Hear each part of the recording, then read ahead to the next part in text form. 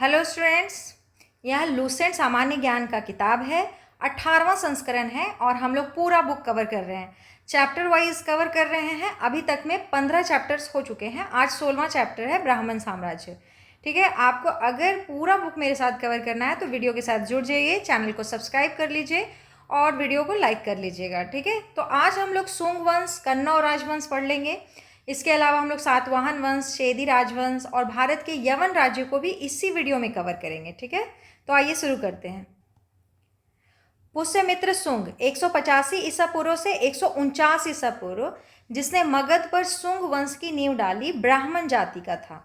सुंग शासकों ने अपनी राजधानी विदिशा में स्थापित की थी। तो याद रखने लायक है कि विदिशा में स्थापित किया था पुष्यमित्र सुंग ने। सुंग शासकों ने अपनी राजधानी विदिशा में स्थापित की। इंडो यूनानी शासक मिनांडर को पुष्यमित्र सुंग ने पराजित किया था। पुष्यमित्र सुंग ने 2 बार अश्वमेध यज्ञ किया। इसके लिए पतंजलि ने अश्वमेध यज्ञ करवाया। पुष्यमित्र सुंग मूल रूप से भगवान शिव के भक्त थे, लेकिन उन्होंने बौद्ध धर्म के प्रति भी सम्मान दिखाया और कला को संरक्षण दिया। हालांकि बौद्ध परंपराओं में उसे बौद्ध धर्म का विरोधी बताया गया है। दिव्यवदान और तिब्बती इतिहासकार तारानाथ के अनुसार पुष्यमित्र सुंग को बौद्ध धर्म का घोर विरोधी बताया गया है। इन ग्रंथों में उल्लेख है कि उसने बौद्ध स्तूपों और विहारों का विनाश किया। यहाँ तक बुद्ध भिक्षुओं का सिर लाने पर पुरस्कार देने की भी घोषणा की। पुष्यमित्र सुंग ने भरहूत स्तूप का पुनरुद्धार करवाया। किसका? भरहूत स्तूप का। पुष्यमित्र सुंग का उत्तराधिकारी उसका पुत्र अग्निमित्र था। पुष्यमित्र का इतिहास बाण भट्ट रचित हर्ष चरित्र में भी मिलता है। ठीक है, यानी कि बाण भट्ट के द्वारा जो लिखा गया है हर्ष चरित्र, उसमें भी आपको पुष्यमित्र का इतिहास देखने को, पढ़ने को मिल जाता है। चलिए नेक्स्ट पेज पर चलते हैं। सुंग वंश का अंतिम शासक देवभूति था। ठीक है, सुंग वंश का अंतिम शासक पूछे तो देवभूति। इसकी हत्या 73 ईसा पूर्व में वासुदेव ने कर दी थी और मगध की गद्दी पर कन्नव वंश की स्थापना की। तो कन्नव वंश की स्थापना किसने की? वासुदेव ने। कन्नव वंश का अंतिम राजा कौन था? सुशर्मा हुआ। ठीक है, अब चलिए सातवाहन वंश, सातवाहन राजवंश। सिमुक ने 60 ईसा पूर्व में सुशर्मा की हत्या कर दी और सातवाहन वंश की स्थापना की। सातवाहन आंध्र वंश शासकों ने अपनी राजधानी प्रतिष्ठान पैठन गोदावरी नदी के किनारे में स्थापित की। प्रतिष्ठान महाराष्ट्र के छत्रपति संभाजी नगर जिले में है। ठीक है, औरंगाबाद जिला, औरंगाबाद नाम था इसका पहले, अभी इसका नाम चेंज करके छत्रपति संभाजी नगर कर दिया गया है। ठीक है, सातवाहन वंश की दूसरी राजधानी अमरावती कृष्णा नदी के तट पर आंध्र प्रदेश के गुंटूर जिले में थी। इसे धान्य कटकम या धारनी कोटा के नाम से भी जानते हैं, लेकिन सातवाहनों की मुख्य राजधानी प्रतिष्ठान ही थी। ठीक है, तो मुख्य राजधानी पूछे तो प्रतिष्ठान थी। सातवाहन वंश के प्रमुख शासक थे सिमुक, सातकर्णी, गौतमी पुत्र शातकर्णी, वशिष्ठी पुत्र पुलुमावी तथा यज्ञश्री शातकर्णी।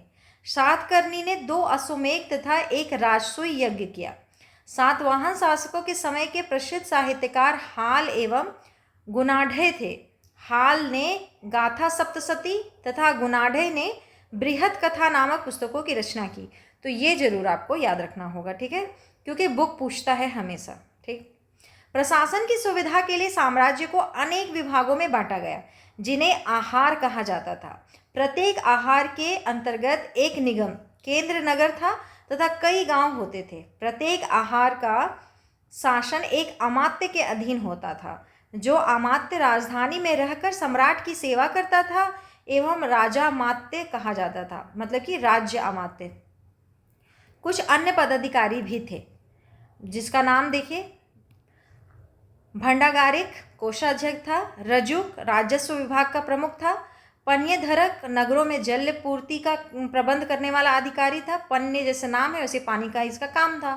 कर्मातिक भवनों के निर्माण की देखरेख करने वाला व्यक्ति। आहार के नीचे ग्राम होते थे, जिसका अध्यक्ष ग्रामिक होता था। परिवारों का मुखिया गहपति कहलाता था। नगरों का शासन निगम सभा द्वारा चलाया जाता था। सातवाहन शासकों ने ग्रामीण क्षेत्रों में प्रशासन का काम गौलमिक को सौंपा। गौलमिक एक सैनिक टुकड़ी का प्रधान होता था, जिसमें 9 रथ होते थे, 9 हाथी, 25 घोड़े और 45 पैदल सैनिक होते थे। सातवाहन ने चांदी, तांबे, सीसा सर्वाधिक, प्रोटीन और कांसे की मुद्राओं का प्रचलन किया। सातवाहन अपना सिक्का ढालने में जिस सीसे का इस्तेमाल करते थे उसे रोम से मंगाया जाता था। प्रतिष्ठान रोमन माल की प्रमुख मंडी थी। ठीक है। नेक्स्ट है ब्राह्मणों को भूमि अनुदान देने की प्रथा का आरंभ सातवाहन शासकों ने ही सर्वप्रथम शुरू किया। भूमि दान का सर्वप्राचीन पुरालेख्य प्रमाण शताब्दी ईसा पूर्व के सातवाहनों के नानाघाट अभिलेख में मिलता है, जिसमें अश्वमेध यज्ञ में एक गांव देने का उल्लेख है। सातवाहनों की राजकीय भाषा प्राकृत एवं लिपि ब्राह्मी थी। कैसी थी? इनकी भाषा क्या क्या थी? यही क्वेश्चन पूछेगा आपको। ठीक है, प्राकृत भाषा थी और लिपि इनकी ब्राह्मी थी। सातवाहनों में हमेशा मातृसत्तात्मक ढांचे का आभास मिलता है। उनके राजाओं के नाम उनकी माताओं के नाम पर रखने की प्रथा थी, जैसे गौतमी पुत्र, वशिष्ठी पुत्र। लेकिन सातवाहन राजकुल पितृतंत्रात्मक था, क्योंकि राज सिंहासन का उत्तराधिकारी पुत्र ही होता था। स्त्रियां पर्दा प्रथा से अपरिचित थी, यानी कि उस समय पर्दा प्रथा जैसा कोई भी नहीं था। सातवाहनों की महत्वपूर्ण स्थापत्य कृतियां हैं कारले का चैत्य, अजंता एवं एलोरा की गुफाओं का निर्माण एवं अमरावती कला का विकास। सातकर्णी एवं अन्य सभी सातवाहन शासक दक्षिणापथ के स्वामी कहे जाते थे। आंध्र प्रदेश के गुंटूर जिले में स्थित धरनी कोट नामक स्थान सातवाहन युग में धान्य कटक नाम से विख्यात था। इस नगर की प्रसिद्धि का कारण इसका महत्वपूर्ण व्यापारिक मंडी होना था। ठीक है, नेक्स्ट पेज पे चलेंगे। यह सातवाहन साम्राज्य के पूर्वी भाग की सबसे बड़ी मंडी थी। यहाँ से उत्तर तथा दक्षिण को अनेक व्यापारिक मार्ग गुजरते थे। महासांधिकों के अधीन यह एक प्रमुख बौद्ध केंद्र के रूप में समृद्ध हुआ, क्योंकि वहाँ के समृद्ध व्यापारियों ने स्तूपों एवं अन्य बौद्ध स्मारकों का निर्माण करवाया। सातवाहन राज्य ने उत्तर और दक्षिण भारत के बीच सेतु का काम किया। ठीक है, याद रखिएगा इसको। नेक्स्ट चलेंगे चेदी राजवंश कलिंग। अशोक की मृत्यु के उपरांत संभवतः प्रथम शताब्दी ईसा पूर्व में कलिंग में चेदी राजवंश का उदय हुआ। इसकी जानकारी हमें हाथी गुम्फा अभिलेख भुवनेश्वर उड़ीसा से मिलती है। खारवेल इस वंश का एक प्रतापी राजा था। कौन? खारवेल। खारवेल जैन धर्म का अनुयायी था और उसने उदयगिरी में 19 तथा खंडगिरी में 16 गुफाएं बनवाई। भुवनेश्वर जाइएगा तो अभी भी उदयगिरी और खंडगिरी जो है गुफा, उसको देखने के लिए बहुत भीड़ लगता है, सब जाते हैं, बहुत सुंदर जगह है, मौका मिले तो जरूर जाइए। उदयगिरी की प्रमुख गुफाएं हैं रानी गुम्फा, मंचपुरी, गणेश गुम्फा, हाथी गुम्फा तथा व्याघ्र गुम्फा। खंडगिरी की प्रमुख गुफाएं हैं नौमुनि गुम्फा, देवसभा, अन्नत गुफा आदि। उदयगिरी रानी गुम्फा सबसे बड़ी है, यह दुतल्ली है, यानी कि 2 तल्ले की है। ठीक है, उदयगिरी। अब चलिए भारत के यवन राज्य। भारत के यवन राज्य भारत पर आक्रमण करने वाले विदेशी आक्रमणकारियों का क्रम हिंद, यूनानी, शक, पल्लव और कुषाण है। एक बार इसी को जरूर से ध्यान से देख लीजिए, क्योंकि क्वेश्चन यहाँ से भी आ सकता है कि सही से इसको आप अरेंज कीजिए कि कौन पहले आए थे। तो सबसे पहले हिंद यूनानी, उसके बाद शक, फिर पल्लव, फिर कुषाण।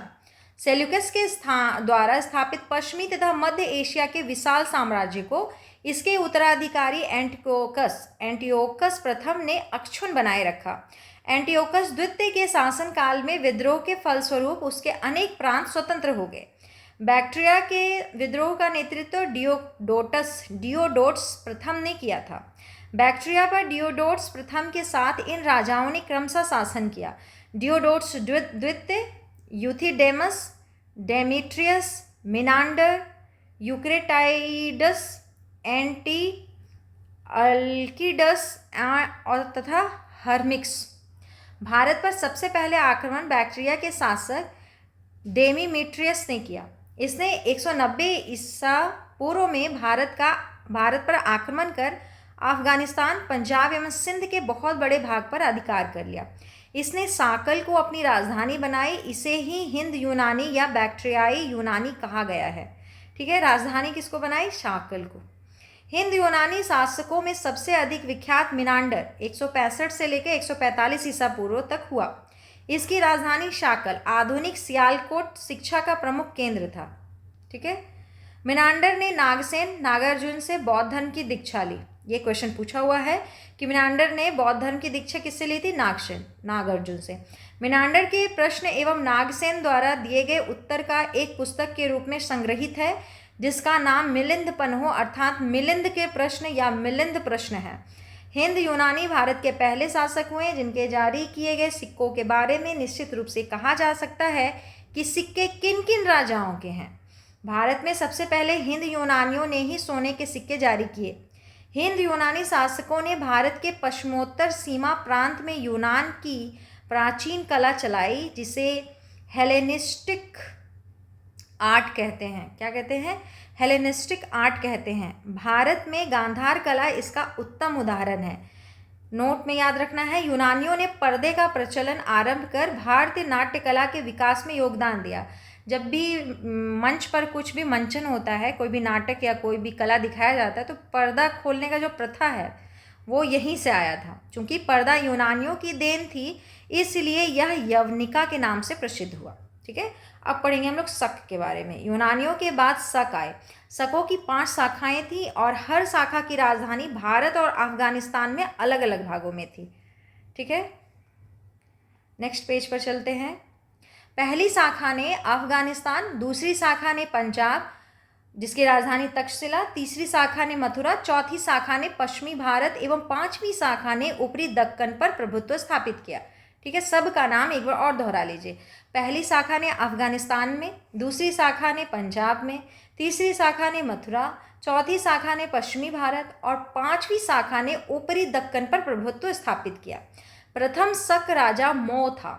शक मूलतः मध्य एशिया के निवासी थे और चारागाह की खोज में भारत आए। 58 ईसा पूर्व में उज्जैन के एक स्थानीय राजा ने शकों को पराजित करके बाहर खदेड़ दिया और विक्रमादित्य की उपाधि धारण की। शकों पर विजय के उपलक्ष्य में 58 ईसा पूर्व से एक नया संवत विक्रम संवत के नाम से प्रारंभ हुआ। उसी समय से विक्रमादित्य एक लोकप्रिय उपाधि बन गया। ठीक है, बहुत आप विक्रमादित्य सुने होंगे, जिसकी संख्या भारतीय इतिहास में 14 तक पहुंच गई। गुप्त सम्राट चंद्रगुप्त द्वितीय सबसे अधिक विख्यात विक्रमादित्य थे। शकों की अन्य शाखाओं की तुलना में पश्चिम भारत में प्रभुत्व स्थापित करने वाली शाखा ने सबसे लंबे अरसे तक शासन किया। गुजरात में चल रहे समुद्री व्यापार से यह शाखा काफ़ी लाभान्वित हुई और भारी संख्या में चांदी के सिक्के जारी किए। शकों का सबसे प्रतापी शासक रुद्रदामन प्रथम था, जिसका शासन 130 से लेकर 150 ईस्वी तक था। गुजरात के बहुत बड़े भाग पर इसका शासन था।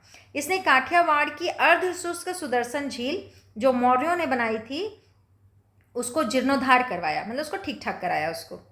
रुद्रदामन संस्कृत का बड़ा प्रेमी था। उसने ही सबसे पहले विशुद्ध संस्कृत भाषा में लंबा अभिलेख गिरनार अभिलेख जारी किया। इसके पहले के सभी अभिलेख प्राकृत भाषा में रचित थे। भारत में शक राजा अपने को क्षत्रप कहते थे। ठीक है, ये याद रखिएगा कि शक राजा अपने को क्या कहते थे? क्षत्रप कहते थे। अब है पार्थियाई या पहलव। पश्चिमोत्तर भारत में शकों के आधिपत्य के बाद पार्थियाई लोगों का आधिपत्य हुआ। सबसे प्रसिद्ध पार्थियाई राजा गोंडो फर्निस इसी के शासनकाल में सेंट टॉमस ईसाई धर्म का प्रचार करने के लिए भारत आया था। पार्थियाई लोगों का मूल स्थान ईरान में था। अब चलिए पढ़ेंगे कुषाण के बारे में। पल्लव के बाद कुषाण आए, जो यूची एवं तोखरी भी कहलाते हैं। यूची नामक एक कबीला 5 कुलों में बट गया था। उन्हीं में एक कुल के थे कुषाण। कुषाण वंश के संस्थापक कुजुल कडफिसेस था। इस वंश का सबसे प्रतापी राजा कनिष्क था। इनकी राजधानी पुरुषपुर या पेशावर थी। कुषाणों की द्वितीय राजधानी मथुरा थी। ठीक है, पहली राजधानी क्या है? पेशावर है और दूसरी राजधानी मथुरा। कनिष्क ने 78 ईस्वी गद्दी पर बैठने के समय में एक संवत चलाया जो शक संवत कहलाता है, जिसे भारत सरकार द्वारा प्रयोग में लाया जाता है। तो क्वेश्चन हमेशा पूछा गया है कि भारत सरकार द्वारा कौन सा संवत यूज़ किया जाता है, शक संवत कि विक्रम संवत? तो याद रखिएगा शक संवत यूज़ होता है। ठीक है, बौद्ध धर्म की चौथी बौद्ध संगीति कनिष्क के शासनकाल में कुंडलवन कश्मीर में प्रसिद्ध बौद्ध विद्वान वसुमित्र की अध्यक्षता में हुई। कनिष्क बौद्ध धर्म के महायान संप्रदाय का अनुयायी था। एक साथ मिला दिए, फिर से पढ़िए, ये इंपॉर्टेंट भी है, इसको याद भी करना पड़ेगा। बौद्ध संगीति जो हुआ था, सभी बौद्ध संगीति आपको याद होना चाहिए, है ना।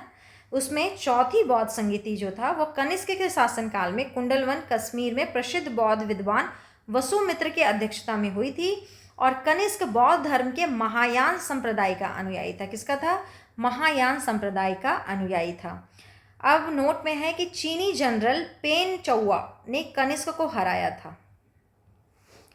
कुजुल कड़फिसस के समय केवल तांबे के सिक्के प्रचलित थे जिन पर यूनानी और खरोष्टी लिपि में अभिलेख मिलते हैं। कुषाणों ने भारत में पहली बार बड़े पैमाने पर शुद्ध स्वर्ण मुद्राओं का प्रचलन किया। इनके सोने के सिक्के वजन एवं आकार में रोम के सिक्कों जैसा था। चांदी के सिक्के बहुत ही कम प्रयोगात्मक थे, मतलब बहुत कम प्रयोग होते थे। कनिष्क सिक्कों पर पहली बार विभिन्न धर्मों के देवी देवताओं का अंकन हुआ, जिनमें प्रमुख रूप से यूनानी सूर्य देवता हेलियोस, भारतीय सूर्य देव कार्तिकेय, शिव और गौतम बुद्ध शामिल हैं। यानी कौन कौन से भगवान हैं, फिर से पढ़ते हैं। यूनानी सूर्य देवता हेलियोस हैं, भारतीय सूर्य देव हमारे, फिर कार्तिकेय, स्कंद इनको कहा गया है, शिव और गौतम बुद्ध शामिल हैं। कनिष्क के आरंभिक सिक्कों पर यूनानी और ईरानी देवी देवता अंकित थे, जबकि बाद के सिक्कों पर भारतीय देवी देवताओं का अंकन बढ़ गया। कनिष्क सिक्कों पर पहली बार यूनानी सूर्य देवता हेलियोस का चित्र अंकित हुआ था। भारत में सबसे पहले सोने का दिनार स्वर्ण मुद्रा कनिष्क प्रथम ने 127 ईस्वी में जारी किया था। ठीक है, ये बहुत इंपॉर्टेंट है। भारत में सबसे पहले सोने का दिनार यानी कि स्वर्ण मुद्रा कनिष्क प्रथम ने 127 ईस्वी में जारी किया था। अब हम लोग आगे बढ़ेंगे। कुषाणों ने सोने के सर्वाधिक शुद्ध सिक्के जारी किए, यानी कि इनके सोने में कम मिलावट होता था, तो कुषाणों ने सोने के सर्वाधिक शुद्ध सिक्के जारी किए। कुषाणों ने उत्तरी तथा उत्तरी पश्चिमी भारत में सर्वाधिक संख्या में तांबे के सिक्कों को जारी किया। कनिष्क का राजवैद्य चरक आयुर्वेद का विख्यात विद्वान था, जिसने संस्कृत में चरक संहिता की रचना की, जिसमें 8 भाग एवं 120 अध्याय हैं। यह भारतीय चिकित्सा शास्त्र का विश्वकोश कहलाता है, चरक संहिता। ठीक है, महाविभाष सूत्र के रचनाकार वसुमित्र हैं, इसे ही बौद्ध धर्म का विश्वकोश कहा जाता है। कनिष्क के राजकवि अशोक घोष ने बौद्धों का रामायण बुद्ध चरित्र की रचना की।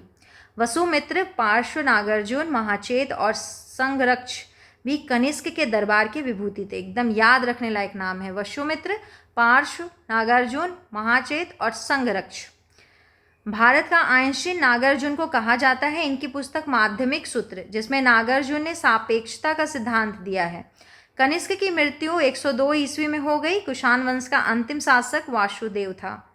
कुषाण राजा देवपुत्र कहलाते थे। यह उपाधि कुषाणों ने चीनियों से ली थी। ठीक है, चीनी यानी कि हमारे बगल में चीन जो है वही।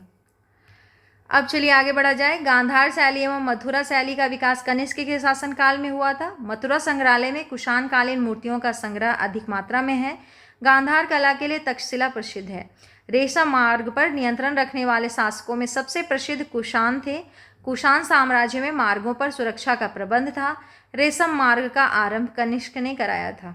ठीक है, रेशम बनाने की तकनीक का आविष्कार सबसे पहले चीन में हुआ था। मथुरा शाटक नामक विशेष प्रकार के वस्त्र का निर्माण केंद्र था। मथुरा शाटक नामक विशेष प्रकार के वस्त्र निर्माण का केंद्र था। ठीक है, कुषाण काल में सबसे अधिक विकास वास्तुकला के क्षेत्र में हुआ था। इसी काल में बुद्ध की खड़ी प्रतिमा का निर्माण हुआ। ठीक है, हम लोग बहुत जगह बुद्ध की लेटे हुई अवस्था में भी मूर्ति देखते हैं, खड़ी प्रतिमा भी देखते हैं। तो जो खड़ी प्रतिमा है वो इसी काल में बनना शुरू हुआ। ठीक है, तो बहुत अच्छा है कि हम लोग आज बहुत सारा टॉपिक कंप्लीट कर लिए। अब हम लोग संगम युग अगले वीडियो में कवर कर लेंगे। ठीक है, आपको वीडियो अच्छा लगता है तो वीडियो को जरूर से लाइक कीजिए। पूरा बुक हम लोग कवर करेंगे, आप साथ दीजिए। पूरा बुक जैसे आप कहेंगे उस समय के हिसाब से पूरा कर दिया जाएगा। अगर वीडियो अच्छा लगता है तो ज़रूर से लाइक कर लीजिए। चैनल में भी सब्सक्रिप्शन का में सब्सक्राइब कर लीजिए सब कोई। ठीक है, थैंक यू।